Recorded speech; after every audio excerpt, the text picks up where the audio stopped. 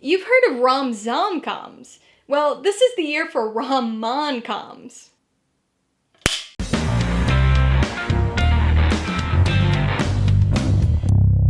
Hey everybody, welcome to Mainly Movies. As part of my coverage of the 2024 Sundance Film Festival, today I'm going to be talking about the 2024 romantic horror comedy, Your Monster, which will be released in theaters on October 25th. If you're new here, please consider subscribing for a variety of movie-related content, like reviews, rank lists, and trailer reactions. All my reviews include a breakdown of the pros and cons, my rating, and some tailored film recommendations, so be sure to watch through to the end of this video for all of that extra content. Your Monster stars Melissa Barrera, Tommy Dewey, and Edmund Donovan, and was directed by Caroline Lindy. Based on the 2019 short film of the same name, it tells the story of an actress simultaneously dealing with a breakup and a medical diagnosis, who discovers that her childhood monster still lives in her closet. Your Monster is not your typical rom-com. It's also not your typical rom-com. Genre mashups are a fairly common thing in film, and it's not unusual to see a movie that's a blend of two sometimes vastly different genres.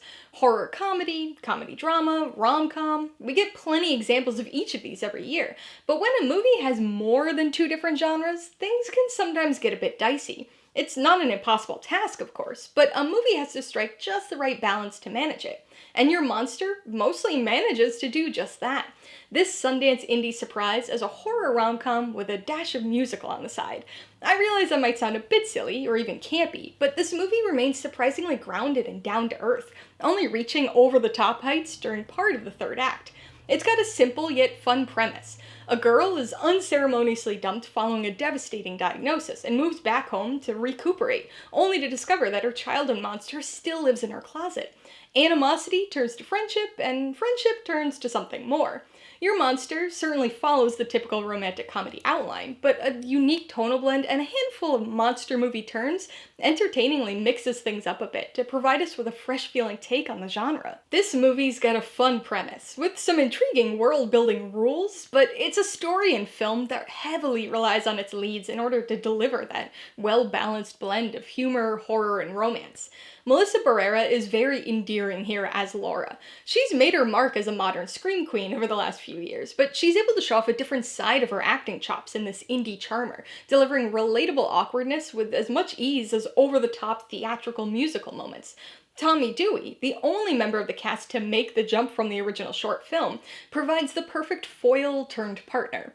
Underneath his semi-monstrous beast-inspired makeup, he manages to bring a hefty dose of charm and levity to the story, not to mention a little bit of precisely doled-out menace. The two leads are good individually, but their chemistry together is where the story really shines. The film occasionally strays from this, and frequently opts for fun montages of her actual character development, but when the story stays on this unexpectedly enjoyable pairing, it works in a sweet and weird way. Your Monster is a film of disparate pieces that, at first glance, don't seem like they should work together in the same movie. The genre and tonal mashup, complete with musical numbers, is a good example of this, but the film also leaves itself open to vastly different interpretations, too. But this is a story that manages to work equally well on both literal and metaphorical levels. It's a movie that can be viewed from either perspective individually, or as a combination, something that was likely the filmmaker's intent. You can view this story as a true monster movie romance, a fantastical set of circumstances that are actually happening for the character. But you can also view it from a slightly more elevated perspective, as a cinematic representation of processing. Of processing grief, anger, even loneliness, of recognizing when you've been wronged and no longer making excuses for other people's behavior, of embracing the monster within and tapping into the feelings and emotions that you learn to repress and hide during childhood. It manages to be equal parts empowering and entertaining, with some bloody musical numbers thrown in for good measure. In the end, it's a perfectly charming horror light film for Halloween and beyond. Alright, let's talk about the pros and cons. Pro number one has got to be the chemistry. I mean, in spite of the monster and blood, this is a romance, so chemistry between the two leads and their characters is extremely important. And luckily, Melissa Barrera and Tommy Dewey have it. It's an understandably weird pairing in the story, but their humorous interactions make it easy to believe. Dewey especially is unexpectedly charming as the monster, adding to this relationship believability as the two characters navigate from enemies to lovers. The second pro is the premise. It's a simple simple enough story concept, but it works in a clever and amusingly weird way. There are obviously some Beauty and the Beast inspirational components here, but it becomes a fun genre and tonal mashup that works on both literal and metaphorical levels. There's even some entertaining, albeit minimal, world building, as we learn about the rules of this monster scenario and even get a glimpse inside the closet. On the con side, the only issue is how underdeveloped the film feels. It's not really a huge deal, especially given how fun and entertaining the story is, but it occasionally feels a bit lacking, especially with regard to character development and the connection between its two distinct plot lines. I have yet to see the original short, so I'm not sure how closely this film follows that storyline, but this movie does have that recognizable stretched feel that often comes along with the short to feature film transition, which is a shame in this case, because the potential and runtime for additional story development was there. Before I give you my rating and recommendations, I want to remind you that if you're interested in buying your monster or any of the other films I mentioned today, I do have affiliate links for all of them in the description below. I get a small commission from anything you buy using one of my links, so I'd really appreciate it if you use them if you're in the market for any of these movies. I'm gonna give Your Monster 3.5 out of 5 paws. It's a charming rom-com that deftly blends genres to touch on relatable human and monster emotions.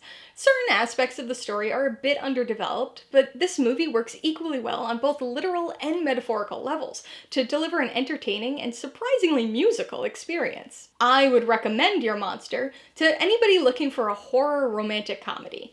It's not all laughs and definitely has its share of downbeat elements, but the romance at its center is unexpectedly charming, and the humor is entertaining in a grounded and relatable sort of way. It probably won't be many people's favorite film of the genre, but it also probably won't be anybody's least favorite either. If you liked Your Monster, I would recommend A Ghost Waits. It tells the darkly and romantically comedic story of a spectral agent tasked with haunting a house and a living handyman tasked with fixing it up. With neither of them being able to fully complete their job thanks to the other, they're forced to come to a unique understanding. If you'd like another horror rom-com that's a bit more over the top, you might want to watch Lisa Frankenstein. This colorful 80s set tale features another monstrous and revenge-driven romance, as another modern scream queen, Catherine Newton, brings a Victorian-era corpse back to life and builds him quite literally into the boyfriend of her twisted dreams. And if you want another metaphor-laden unconventional romance, you'll want to check out The Shape of Water. This Oscar-winning Guillermo del Toro film isn't a comedy, but it does share many of the same themes, as a shy, mute cleaner forms an unexpected connection with an amphibious creature being held at a secret research lab. Alright, a couple questions for you guys. Number 1, have you seen Your Monster? If so, what'd you think of it? And number 2, what's your favorite unconventional rom-com? Be sure to leave your answers in the comments below so we can get a discussion going. Alright, so if you got some enjoyment, insight, or information out of this review, I'd appreciate it if you'd hit that like button. And if you haven't done so already, please hit subscribe while you're at it to see more videos like this. Till next time, this has been Alyssa with Mainly Movies, the way life should be.